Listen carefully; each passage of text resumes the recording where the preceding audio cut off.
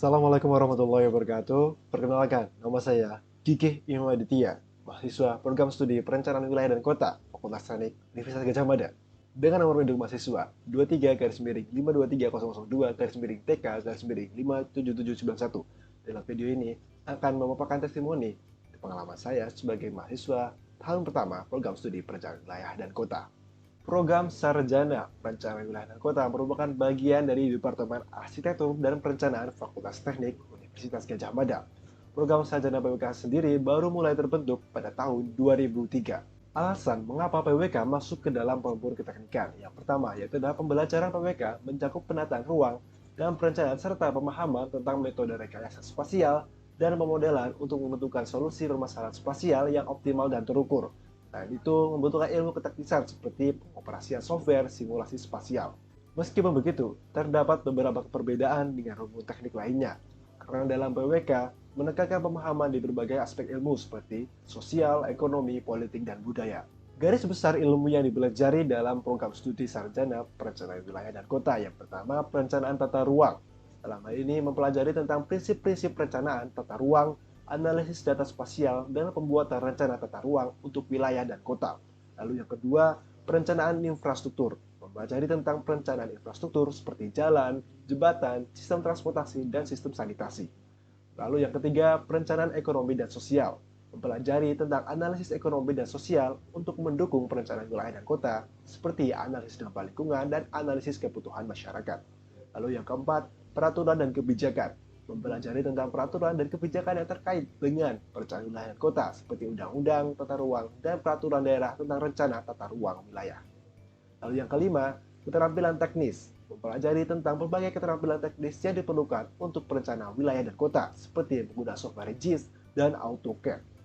Dalam bagian ini, saya mencoba mengaitkan mata kuliah yang saya dapatkan selama mengikuti tahun pertama di program studi PWK dengan capaian kompetensi lulusan yang diharapkan oleh program studi PWK. Yang pertama yaitu mampu menyusun rencana penataan ruang dan rencana pembangunan. Melalui mata kuliah studio, saya secara garis besar dilatih untuk mendapat memberikan gagasan serta solusi spasial berdasarkan teori dan konsep yang telah dipelajari.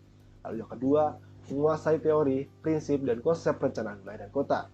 Teori, prinsip, dan konsep diajarkan melalui mata kuliah seperti teori keuangan, teori perencanaan, teori kependudukan, serta teori sosial pembangunan. Harapannya, mempelajari teori-teori yang relevan dapat membantu dalam mempertimbangkan pendekatan perencanaan yang sesuai. Yang ketiga, mampu memberikan konsultasi, fasilitasi, dan atau berperan sebagai pelaku pembangunan keuangan wilayah dan kota. Dalam hal ini, mata kuliah metode teknik dasar serta studio menjadi sarana saya memahami metode serta praktik untuk mengasah keahlian perencana. Yang keempat, menguasai metode dan teknik perencanaan wilayah dan kota. Melalui mata kuliah metode teknik dasar keuangan dan metode teknik analisis data, saya mempelajari materi metode dan teknik dasar dalam merancang perencanaan pembangunan. Lalu yang kelima, mampu mengembangkan ide-ide perencanaan secara inovatif, efektif, dan efisien. Dalam mata kuliah studio dan perencanaan tapak dan sekap, saya mempraktekkan teori yang sudah dipelajari dan mengimplementasikannya dalam praktek perencanaan spasial. Lalu, yang keenam, mampu melakukan penelitian di bidang keuangan, wilayah, dan kota. Dalam mata kuliah studio, saya mempraktekkan teori yang sudah dipelajari dan mengimplementasikan dalam praktik perencanaan. Yang ketujuh, mampu mengambil keputusan dari berbagai alternatif perencanaan penataan ruang dan perencanaan pembangunan berdasarkan analisis informasi dan data secara mandiri maupun kelompok. Dalam mata kuliah seperti pemasaran pembangunan, pengembangan masyarakat, perencanaan tapak dan lanskap, serta studio, mempelajari tentang pendekatan teknis untuk menentukan pendekatan perencanaan spasial yang sesuai sebagai solusi dari suatu permasalahan kota dan wilayah. Lalu yang kedelapan, mampu menguasai metode dan teknik penelitian. Mata kuliah seperti metode teknik dasar dan metode teknik analisis data, saya mempelajari metode dan teknik dasar dalam merancang perencanaan pembangunan. Lalu yang kesembilan, mampu menggunakan dan mengembangkan perangkat perencanaan, baik hardware maupun software yang sesuai dengan fungsinya.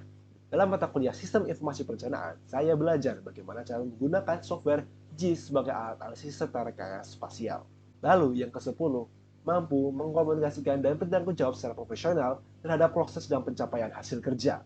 Melalui pengujian pemaparan atau tugas studio, merupakan tahap penilaian terhadap metode penyampaian gagasan perencanaan yang sudah dipelajari dan dipraktikkan dalam mata kuliah studio. Lalu bagaimana prospek karir lulusan PWK? Prospek kerja bagi lulusan PWK cukup luas, mengingat kebutuhan akan perencanaan wilayah dan kota yang semakin meningkat seiring dengan pertumbuhan perkotaan dan kompleksitas masalah yang dihadapi oleh kota-kota. Lulusan PWK dapat bekerja di berbagai sektor seperti pemerintah, swasta, dan organisasi non-pemerintahan.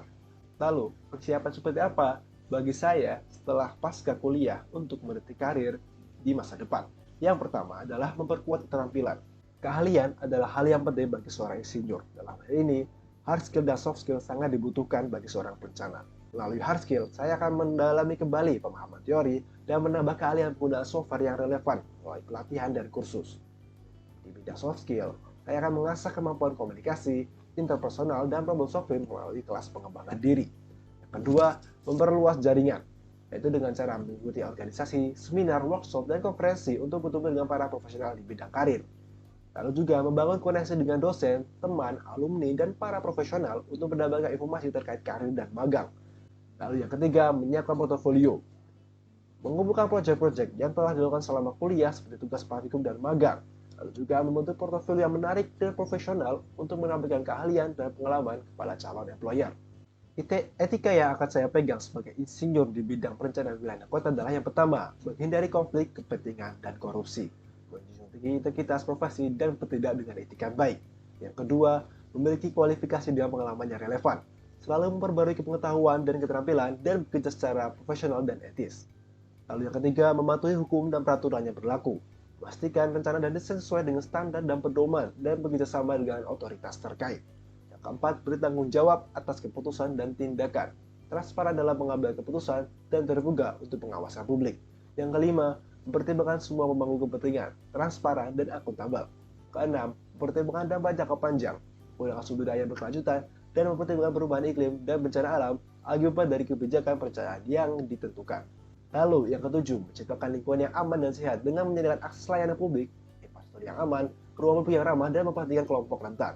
Yang kedelapan, melibatkan masyarakat dalam proses perencanaan dengan mendengarkan aspirasi dan kekhawatiran mereka dan melakukan perencanaan secara kolaboratif dan partisipatif.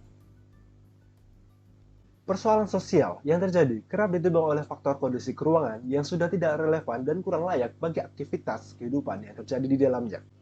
Oleh karena itu, dibutuhkan seorang perencana agar dapat merumuskan gagasan dan solusi yang dapat menjawab persoalan sosial baik yang sedang terjadi maupun di masa yang akan datang.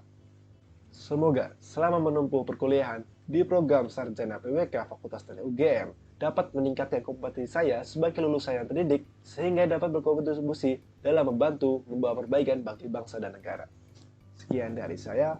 Wassalamualaikum warahmatullahi wabarakatuh. Teknik Jaya.